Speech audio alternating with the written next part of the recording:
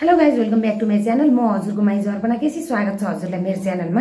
नयाँ नयाँ भ्युवर्सहरु हुनुहुन्छ भनेदेखि उहाँहरूले लाइक, कमेन्ट, शेयर, सब्स्क्राइब र प्लस मेरो खाना पनि अर्डर गर्न सक्नुहुन्छ। खाना अर्डरको लागि चाहिँ हजुरले 9807 29 735 है त। अब काम सुरु गर्नु पर्यो नि त हैन। कति 6 दिनको दिनमा म यसरी घर फर्केको छु। सन्डे गएको थिएँ, फ्राइडेको दिन फर्केको छु। यो चाहिँ शनिबारको भ्लग हो। मैले हिजो हाम्रो बाटोतिर हैन काठमाडौँ फर्किँदै गरेको भ्लग राखेको छु, गएर हेर्न सक्नुहुन्छ। एकदमै छोटो दिन मिलाएर गएको थिएँ, किन भन्दा काम पनि थियो इम्पोर्टेन्ट, जानै पर्ने, अनि त्यो भएर पनि हो। अनि त्यही हो गाइजहरु, हजुरले यो आफ्नो घरको अर्डर गर्न सक्नुहुन्छ। अर्डर चाहिँ हजुरले एक दिन अगाडि गर्नुपर्ने हुन्छ, किन भन्दा यहाँनिर सामानहरू केही हुँदैन, एकदमै खाली खाली हुन्छ। घर एकदमै खाली नै छ। आमा छोराको खाना भन्दा अरू केही पनि छैन। त्यो पनि बिहान त अझै दाल आलु बनाएर खाएको थिएँ। अब सबै यहाँनिर रितो पारेर गएको थिएँ नि त। यत्रो अब 6-7 दिनसम्म चाहिँ यहाँनिर बिग्रिने अवस्था। अनि त्यो हुनाले चाहिँ अनि अब माइती घरको भ्लगहरू हेर्नु भएको छैन भनेदेखि अस्ति मैले राखेको छु, गएर हेर्न सक्नुहुन्छ। अब यो पालि म खासै घुम्न पनि पाएन, अघि पनि भनेको थिएँ इम्पोर्टेन्ट कामले गर्दाखेरि गएको थिएँ म। अनि अब मुवाले पनि कति छिटो फर्किए छोरी भन्छेको थियो। अब यस्तै हो, अब कामले गएको थिएँ, अब घुम्न भनेर पनि गएको थिएन। प्लस फेरि 2.5 वर्ष पछि गएको थिएँ। अब मुवाको लागि त मैले एक दिन मात्रै टाइम निस्क्यो कि त्यहाँनिर। 6 दिनमा जान आउन 2 दिन हैन। अनि एक दिन चाहिँ त्यहाँनिर हाम्रो कानुनी काम बाउ छोरीको र प्लस अर्को दिन मैले मेरो भदालाई भेटेको थिएँ। र तेस्रो दिन फेरि मेरो दिजुकोमा गएको थिएँ। अनि चौथो दिन यहाँ आउनुभन्दा अगाडि मात्रै मुवा बुवालाई टाइम दिएको थिएँ। फेरि कुनै टाइम छुट्टी हुँदा फेरि जानु पर्ला। अब फेरि अर्को कुरा, यहाँनिर मुवा बुवा अब पहिलेदेखि यही बिजनेस गरेर बसेको नि त। अनि त्यही क्रममा मेरो मामासँग भेट भएर बिहे भएको हो। कलङ्की हो मेरो माइती पोइन्ट। अनि कलङ्कीमा चाहिँ हाम्रो बिजनेस थियो। म अब सानै टाइपको। अनि अब त्यहाँनिर बेचबिखन गरेर सबै गरेर बुवाले चाहिँ ल अब पाल्पै फर्किनुपर्छ भनेर गइसकेको थियो। भाइको र मुवाको इच्छा थिएन, बुवाको मात्रै इच्छा थियो। अनि त्यो इच्छाले जबरजस्ती गरेर जानु पर्यो, पाल्पा तानसेन हैन, फर्किनु पर्यो। हैन भनेदेखि यहाँनिर बिजनेस एकदमै राम्रो थियो कि जानुपर्ने जरुरी थिएन, बुवाको कारणले जानु पर्यो। अब अहिले चाहिँ मलाई के भन्छेको छ भन्दाखेरि यहाँनिर अलिकति प्राइभेट कुरा गर्छु है त। अनि अहिले चाहिँ कस्तो भन्दा अब बुवालाई त्यहाँ बस्न मन लागेको छैन हैन। फेरि यतै आएर केही गर्ने भन्छेको छ सबैजना। भाइलाई फका छोरी भन्छेको छ। हेरौँ अब समयको खेल कस्तो हुन्छ, के हुन्छ हैन। अनि ज्वाइँ आइसकेपछि यतैतिर बिजनेस गर्ने यताउता भन्छेको छ। मैले पनि हुन्छ भनेर भनेको छु। अब बुवालाई फेरि यहाँ बसिरहेको बानी एकदमै धेरै याद आइरहेको छ अरे काठमाडौँको हैन। एकदमै यतै आइरहन मन लागिरहेको छ अरे। अनि मैले हुन्छ अब 1.5-2 वर्षभित्रमा यहीँतिर केही गरौँला भनेर भनेको छु। मामा आउने पनि त्यति नै टाइम छ, अब 2 वर्ष जस्तो भनौँ न हैन। त्यो भएर चाहिँ उहाँतिर बस्न एकदमै मन छैन। त्यहाँ चाहिँ घर नबेच्ने, घर चाहिँ अब रेन्टमा छ तलतिर, माथि चाहिँ मुवा बुवा बसिन्छ हैन। माथि चाहिँ अब चाबी लगाएर आउने, कहिलेकाहीँ आफू पनि जानुपर्छ, बस्नु पर्यो। घर चाहिँ एकदमै नबेच्ने, भइरहेको घर किन बेच्ने हैन। अनि यहीँतिर आएर केही गर्ने कुरा छ हाम्रो सोच चाहिँ हैन। अब भर्खरै ताते खाम जल्दी मरम त हुँदैन यहाँनिर। बिस्तारै समयले के भन्नुहुन्छ, भगवानको के इच्छा छ, भगवानको पनि त इच्छा चाहियो यहाँनिर। हामीले भनेर मात्रै हुँदैन हैन। अनि एकदमै आउने टाइममा पनि रोइसेको थियो बुवा मुवा छोरोलाई औँगालो मारेर हैन। अब यस्तै अब छोरीको जात माइतीमा धेरै पनि अब नरहने। अनि त्यो हुनाले चाहिँ सबै यतै आउने कुरा छ। हेरौँ के हुन्छ समयको खेल। र प्लस हजुरले यहाँनिर खाना अर्डर गर्न सक्नुहुन्छ।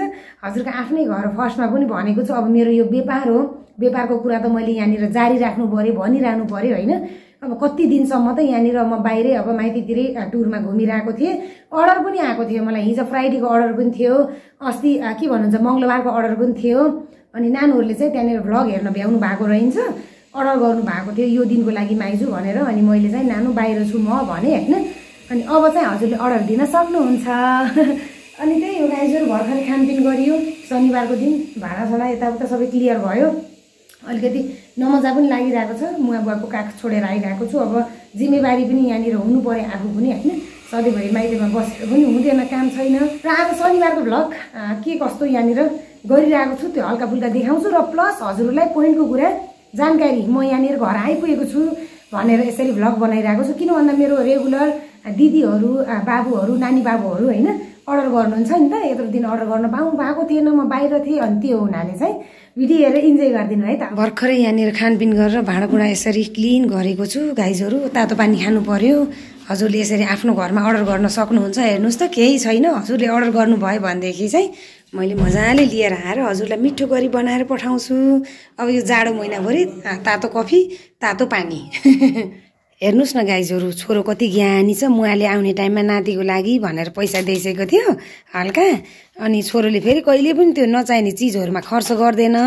अनि यहाँनिर खै त्यो पेन लिएर आएको छ, किरिङहरू के पनि हुन्छ अरे यसमा। फेरि छोरो यहाँनिर अनबक्सिङ होइन त छोलो welcome to my unboxing channel. हजुर अनबक्सिङ। अनि यहाँनिर के रहेछ कि फेरि हेर्नुहोस् न, एउटा किरिङ छ, खै कुन एनिमी क्यारेक्टरको हो। अनि त्यसपछि यहाँ दुईवटा पेन छ। छोरोको पुरा एकदमै उमेर अनुसार भोइस पनि चेन्ज भइरहेको अवस्था होइन हो। यहाँ चाहिँ दुईवटा पेन छ। अब राम्रो आइया कस्तो राम्रो है। अनि कति छोरो यसको प्राइस? 180 रुपिस।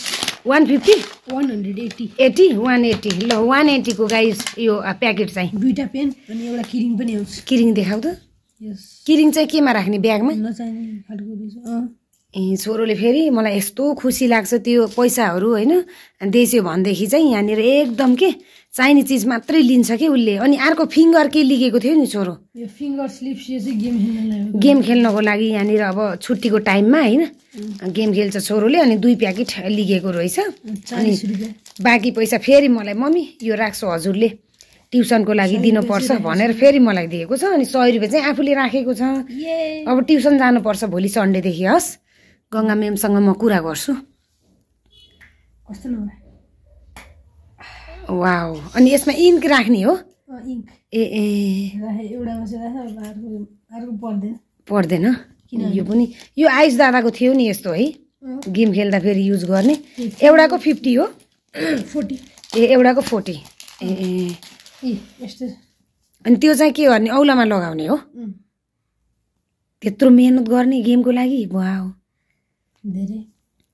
मैले आयुष दादाको देखेको थिएँ कि यस्तो पहिला। हो नि, यही हुँदा फेरि सजिलो बनाउँछु कि यसले। त्यस्तो हो। पसिना आउँदैन क्या। ल ठिक छ। यो पेन पनि मलाई एकदम मन पर्यो र प्लस किरिङ पनि मन पर्यो। फाल्तु चिजमा छोरोले कहिले पनि खर्च गर्दैन। 100 रुपियाँ चाहिँ मैले दिएको नि भोलि स्कुलमा खाजा खाऊ भनेर। ल राख ल। हिजो म काठमाडौँ फर्किँदै गरेको भ्लगमा नानुले माइतीबाट के कसैले लिएर आउनु भएको छ माइजू देखाउनु भन्नुभएको थियो। योपालि म एकदमै इम्पोर्टेन्ट कामले गएको थिएँ, धेरै पनि म बसेको छैन यसपालि होइन। अनि घिउ फेरि यसरी मुवाले आफ्नै हातले बनाइसकेको 2-2.5 किलो जति निकाल्सेको रहेछ। मैले पर्दैन भनेको, फेरि मुवाले अब तिम्रो अर्डर आउँछ पुलाउको लागि होइन, त्यसमा युज गर्नुहुन्छ, यदि हाफ केजी भए पनि लिएर जाऊ भनेर चाहिँ आमाको माया यो हाफ केजी लिएर आएको छु। र प्लस अदुवा पनि लिएर आएको छु, बुवाले लिइदिसेको छ छोरीलाई सजिलो हुन्छ भनेर। र हल्का मैले खानको लागि गहतको दाल लिइदिसेको छ। र इम्पोर्टेन्ट हजुरहरूले जुन आलु टिमुर अर्डर गर्नुहुन्छ त्यसको लागि चाहिँ टिमुर पनि ल्याइदिसेको छु बुवाले। त्यो अस्तिको भ्लगमा हजुरले देख्नु भएको छ होइन। यो चाहिँ करेन्ट आज स्याटरडे खानुपर्छ, छोरोले चाहिँ 2 PM खान्छ। अनि अब लिएर आएको थिएँ थोरै। अब म आफै काम गरिरहेको छु, आफै किनेर खान्छु भनेर पनि मैले एकदमै म केही लाँदिनँ भनेर चाहिँ आफ्नो इच्छाले योपालि थोरै लिएर आएको छु। जस्तो भनौँ न गहतको दाल प्लस सातु प्लस के भन्नुहुन्छ कागती, इम्पोर्टेन्ट थोरै लिएर आएको छु। म आफै काम गरेको छु। मुवा बुवा पनि यसपालि चाहिँ एकदमै प्राउड फिल गर्सेको छ, आमाजुको काम सम्हालेकी छे भनेर। रिना दिदीलाई पनि एकदमै धेरै मिस गर्सेको थियो मुवाले। बिहाइन्ड द सिन त त्यहाँनिर रिना दिदीको कुरा गरेर कति रोइसेको थियो मुवा होइन। दिदी जानु भएको छ नि त, 4-5 चोटि जानु भएको छ। एकदमै नजिकै हो नि त, भन्नाले नजिक एकदम क्लोज, सबै कुराहरू थाहा भएको यताउता। फोनमा पनि कुरा भइरहेको हुन्थ्यो दिदीसँग। कति मिस गरेर रोइसेको थियो दिदीलाई। अनि काम सम्हालेकी छे भनेर चाहिँ खुसी पनि भइसकेको थियो, जे होस् प्राउड फिल गर्सेको थियो दिदीको काम छोडी नै सम्हालेकी छे भनेर होइन। ठिक छ, अब यस्तै हो जिन्दगी, हामी पनि जानुपर्छ ढिलो चाँडो गाइजहरू। अब चाहिँ यो करेन्ट बनाएर खान्छु, बेलुका परिसकेको अवस्था। अब हजुरले खाना अर्डर दिन सक्नुहुन्छ मलाई है त। आजको भिडियो यति नै थियो, फेरि अर्को नेक्स्ट भ्लगको साथमा आउनेछु। आजको लागि बाई बाई, जय शम्भु।